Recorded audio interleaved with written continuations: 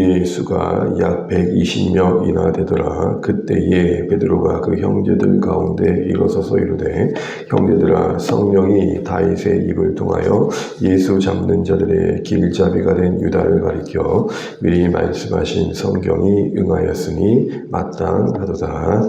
아멘. 네, 오늘도 생활 주시는 찬양입니다. 기도하면 감사합니다. 고맙습니다. 월요일 아침입니다. 주일 말씀 다시 한번 생각하는 시간입니다. 어제 이 본문의 말씀을 가지고 안김과 들음으로 형제들 가운데 선 베드로라는 말씀을 나눴습니다. 모두가 함께 기도하는 자리, 그 가운데 어느새 침묵을 깨고 그 형제들 앞에 그 가운데 선 베드로를 보았습니다. 그 베드로가 한 발언은 바로 그 공동체가 처한 상황에서 나아갈 방향이었습니다. 그리고 그 근거는 하나님 말씀, 시편이었습니다. 결국 베드로는 지금 지도자 역할을 하는 것이죠. 예수님의 승천하신 이후에 이처럼 든든해 보인 베드로의 모습이 있었을까 할 정도입니다. 영 딴 사람이 된 베드로 그 모습 속에서 이전의 모습을 떠올려 보면 참 은혜다라는 생각 해보게 됩니다. 우리의 신앙이라는 것, 그 안에 기쁨이 있다는 것은 변화가 있을 때입니다. 영혼 구원하여 변화가 있을 때, 우리의 구원받은 영혼 안에 이전과 다른 모습들이 확인되어져 갈 때 기쁨이 있는 것이죠.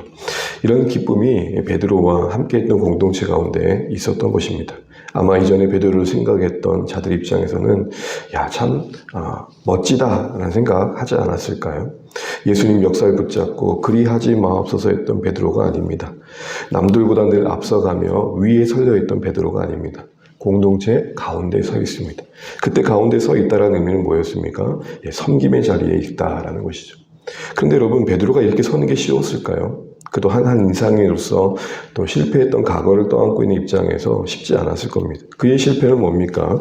바로 예수님을 3번이나 부인했다는 겁니다. 여러분, 이거는 사실은 그가 수제자라는 위치에 있었지만 그 일을 감당하기에는 그 명분만을 가지고 서기에는 어려운 과거의 문제였습니다. 사복음서가 다 다루고 있으니 모두가 다 알만한 이야기입니다. 이런 평생 꼬리표처럼 따라달린 그 좋은 글씨와 같았던 그 사건이 있었음에도 불구하고 그가 이 자리에 설 수 있었던 건 다른 것이 아닌 예수님의 품어줌과 공동체의 포옹이 있었습니다. 우리는 예수님의 이 품어줌을 이전에 이미 부인할 것을 염두하시고 내가 앞으로 너가 부인할 것을 알고 기도할 텐데 나중에라도 깨닫고 돌이키면 형제를 굳게 한 자리에 서면 좋겠다는 기도에서 확인했습니다. 우선 그 기도대로 지금 베드로는 서 있습니다. 그럼 이런 기쁨을 많이 보면 좋겠습니다. 우리가 누군가를 위해 기도합니다. 안 믿는 영혼을 위해서 기도할 때 하나님 저분에게 예수 믿는 믿음을 주세요. 또 믿는 분들이 흔들릴 때 하나님 이제는 흔들리지만 다시 일어설 수 있도록 도와주세요. 이런 기도대로 우리가 그분을 위해 섬길 때 기도의 열매를 그들 안에서 본다는 건 정말 큰 기쁨입니다. 참 고마운 일이고 감사한 일이죠. 근데 특별히 여러분 누가복음 22장에서 봤던 것처럼 베드로가 이미 부인할 것을 말씀하시면서 베드로야 혹 그런다 하더라도 다시 돌이켜서 형제를 굳게 해라 라고 하시면서 했던 기도의 제목이 뭐였냐면 나 너 믿음 떨어지지 않기 위해 기도한다 였습니다. 모순되어 보이죠. 어제 말씀드린 것처럼 그런 의미에서 믿음이 떨어지지 않기를 기도하셨던 기도의 제목의 의미는 뭐냐면 베드로의 입장에서는 연약한 베드로보다 더 크신 하나님 의지하는 자리에 서길 바래. 그게 성공이야 라는 메시지였습니다. 실패 중에도 계속되고 있는 그 은혜, 기도 안에 담긴 주님의 마음처럼 끝까지 붙들고 계신 주님의 심정을 더 깊이 헤아릴 줄 아는 것. 신자된 우리가 넘어질 일이 참 많지만 그때마다 흔들릴 때마다 주저앉을 때가 있지만 그 결정적인 순간에 결국 연약한 우리를 도우시는 하나님의 은혜는 떨어지지 않고 있음을 아는 것. 그게 믿음이 떨어지지 않는 것입니다. 우리의 믿음이 떨어진다는 것은 우리의 의욕과 의지와 좋은 감정이 늘 언제나 그 텐션을 유지하고 있는 상황을 말하는 게 아니고 엎치락뒤치락 하지만 그 순간순간마다 붙드시는 하나님의 손은 더 확실하다. 내 확신보다 하나님의 확실함에 더 근거할 줄 아는 것이 믿음이 떨어지지 않는 과정에 우리가 갖춰야 할 모습이라는 것이죠. 그래서 우리의 구원과 소망의 닻을 하나님의 이 확실한 은혜와 신실하심, 국률하심에 뿌리 내릴 줄 아는 것. 여러분 성경을 종종 보십시오. 서심서거다 바울이 교회를 붙들 때, 기도할 때 했던 가장 중요한 제목은 교회여 너희가 주님의 그 사랑에 좀 깊이 뿌리 내리면 좋겠다. 여러분 어제 나무가 언제 뿌리 내린다고 했습니까? 가뭄때. 가뭄때 그 땅 아래에서의 나무는 그 절박한 마음에 물이 닿을 수 있는 데까지 뿌리를 뻗는데요. 여러분 우리가 언제 더 기도가 절박해질까요? 우리가 언제 더 하나님의 은혜가 절실해질까요? 사실은 잘할 때보다는 안 될 때, 실패할 때, 못난 내 모습 앞에 설 때 그때일 겁니다. 그런데 여러분 역설적이지만 그때 우리는 더 깊은 은혜 안에 잠기게 되는 것입니다. 계속되는 기도 이후에 예수님의 그 실패의 현장을 보시는 제 베드로를 향한 시선에서도 그 사랑은 계속됐습니다. 우리가 알고 있는 것처럼 닭 3번 울고 회개한 게 아닙니다. 닭 울음이 베드로를 굴복시킨 게 아니라 누가복음 말씀에 보면 돌이켜서 베드로를 바라보신 예수님의 시선이 있었습니다. 그 예수님의 시선을 마주할 때 베드로는 말씀이 생각났고 울었던 겁니다. 이처럼 예수님의 기도와 포기하지 않는 그 사랑의 시선이 베드로를 만들었습니다. 베드로만 그런 게 아니라 신자된 우리의 인생에도 마찬가지로 약속된 은혜입니다. 깊은 후회와 자책, 더 나아가 재책에 허우적거렸을 베드로가 그 각오를 딛고 비록 연약하지만 형제들 앞에 그 지도자 역할을 감당할 수 있었던 것은 하나님의 은혜가 컸기 때문입니다. 하나님의 부르심에 후회 있다면, 하나님이 그 백성을 향해 사랑에 혹시 포기가 있다면 정말 끔찍한 일일 것입니다. 우리 모두 변함없는 예수님의 중보와 그 사랑의 시선이 약속해준 그 은혜 아래 있음이 있지 않고 돌아갈 품이 있다는 거 기억하시면서 그 은혜에 늘 안겨 뿌리내려 연약하지만 날마다 어느새 차근차근 빚어가시는 하나님의 은혜 안에서 세워져가는 우리의 모습 볼 수 있었으면 좋겠습니다. 더 나아가 예수님의 품만 있었던 게 아니라 이런 은혜 안에서 형제들의 용납함도 있었음을 보게 됩니다. 여러분 처음으로 사도행전에 형제란 말이 언급됩니다. 그런데 그 언급의 시점이 언제냐면 120명이나 되더라. 바로 그때에 그들은 형제였다라는 겁니다. 숫자적인 양적 성적만을 언급할 수 있었던 그 부분에서 누가는 한 번 더 강조하듯 어필하듯 이야기한 게 뭐냐, 그렇게 많이 늘어났는데, 처음보다 많이 늘어났는데 그때 그들은 형제로 불려질 만한 모습이었어 라고 얘기하는, 교회의 시작이 될 수 있었던, 시작이 되었던 마가 다락방 공동체 안에 이런 표현들은 결국 앞으로 예루살렘 교회가 점점점 늘어나게 될 텐데 그때 잊지 말아야 할 중요한 지표였던 것이죠. 교회는 양적 성장 속에서 교회의 본질을 지키는 것들을 꼭 기억해야 한다는 것입니다.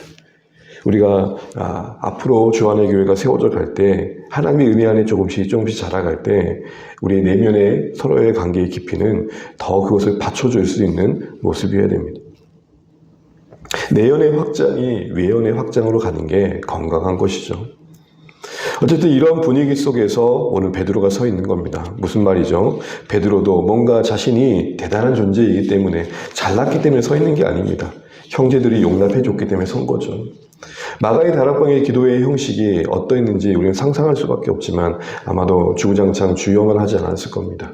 해당에서 그들은 늘 모일 때 말씀도 배웠고 삶도 나눴고 서로의 이야기도 나눴기 때문에 그 형태를 유지했다면 마가의 다락방에서도 각자의 묵상도 있었지만 서로 나눔도 있었을 겁니다.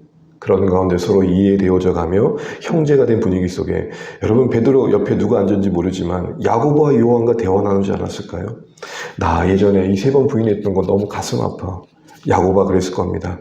괜찮아, 난 넌 더한 거 있어. 그러면서 서로의 이해 속에서 오늘 이 자리에 선 겁니다. 그러기에 베드로가 교회 성도들을 향해서 형제들아 라고 했을 때는 내면에 이런 고백도 있는 겁니다. 여러분, 저 같은 사람을 형제로 받아줘서 참 고마워요. 3번 부인한 자는 낙인으로 성도들이 그를 바라보지 않았기에 설 수 있었던 겁니다. 언론에 언급될 만한 실수를 제가 한 건 아니지만 저조차도 여러분 앞에 설 수 있는 건 이해와 용납입니다. 만약 매주 여러분이 저를 째려보신다, 저는 어떻게 여기 서겠어요? 우리 모두가 용납과 용서와 이해가 있기 때문에 오늘 여기까지 온 거 아니겠습니까?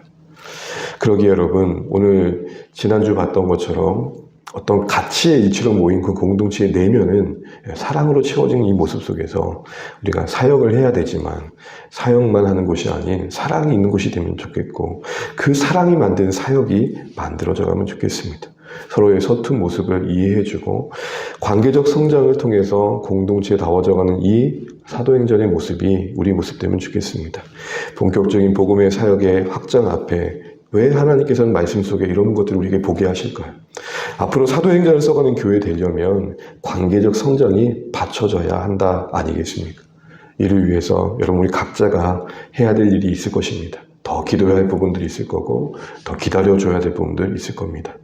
그래서 여러분 주신 말씀처럼 우리가 더 넓어지고 더 깊어져서 하나님이 앞으로 우리 공동체 안에 담으실 더 많은 영혼들, 또 내 인생에 하나님께서 허락하실 더 많은 일들을 넉넉히 감당할 수 있는 실력들이 자라갈 수 있으면 좋겠습니다. 오늘도 한 주간 주님 말씀 더 많이 기억하시면서 베드로가 서서 그들 앞에 서서 형제들을 했던 그 안에 담긴 숨겨진 이 마음들, 그 이야기들이 더 많이 묵상되셔서 우리가 이제 서로를 부를 때에도 조금 더 기쁜 마음으로 부르면 좋겠습니다. 그런 은혜가 있는 우리 자신과 교회가 될 수 있도록 기도해 주신 이 새벽 되시기를 주의 축복합니다. 우리 같이 기도하시겠습니다. 오늘도 이제 주신 말씀 기억하며 기도하면 좋겠고요. 또 한 주간 우리 사랑하는 주 안의 가족들 이 말씀 기억하며 살아낼 수 있도록 기억해 주시면 좋겠습니다. 우리 또 교회를 위해서 사랑하는 가족들, 이웃들, 자녀들을 위해 기도해 주시고 여러분 정말 하나님 앞에 아뢰고 싶은 것들 또 아뢰시는 시간 되면 좋겠습니다. 같이 기도하겠습니다. 하나님 은혜를 감사합니다. 오늘도 우리에게 한 날을 허락하시고 주의 은혜 안에 용납받고 있는 그 복을 우리에게 허락하시며 감사합니다. 실패의 인생이었던 베드로를 이용하시는 하나님의 마음과 시선이 그 약속이 우리에게도 주어지고 있음을 잊지 않게 도와주시고 흔들릴 수밖에 없는 우리입니다. 그러나 그 믿음이 떨어지지 않는 그런 모습들이 우리 안에 있기 원합니다. 더 그럴수록 더 하나님께 나는 그럴수록 더 하나님의 사랑을 바라보게 도와주시고 그럴수록 더 절망할 수 있는 우리의 모습 속에 담으신 은혜와 큼을 보게 하여 주시옵시고 하나님 아버지 형제들아라고 고백하면서 섰던 베드로의 모습을 기억합니다. 그 은혜가 우리에게